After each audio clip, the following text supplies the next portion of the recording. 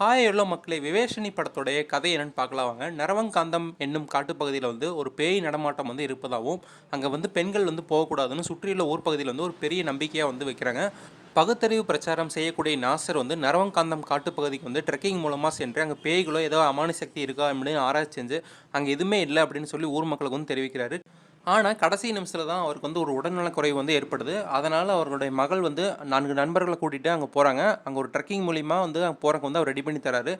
அவங்க ஒரு பிளான் வச்சுட்டு தான் போவாங்க. இந்த மாரி தான் இருக்கும் அப்படின்ட்டு. ஆனா, காட்டுக்குள்ள போனதுக்கப்புறம் தான் அங்க பார்க்குற காட்சிகளும், அங்க கண்ட அனுபவங்களையும் அவங்க நெனச்சதுக்கு நேர்மாறா செயல்படும். காட்டுக்குள்ள ஏற்படுற அவஸ்தைகளும், அங்க இருக்கிற அனுபவங்களும் ஒரு முடிவுக்கு வர முடியாம தத்தளிக்கிறாங்க.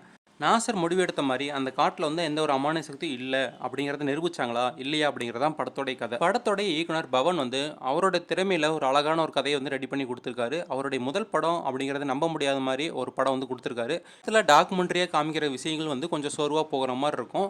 ஆனா படத்துல ஏற்படுற குழப்பமும், அந்த இருட்டும், வெளிச்சத்துக்கு வந்தோனேயும் ஏற்படுற தெளிவும் இதெல்லாம் துல்லியமா காட்சிப்படுத்தியிருக்காங்க. மொத்தத்துல படம் பார்க்கலாமா வேண்டாமான்னு கேட்டிங்கன்னா, ஒரு ஒன் டைம் வாட்சபிளுங்க.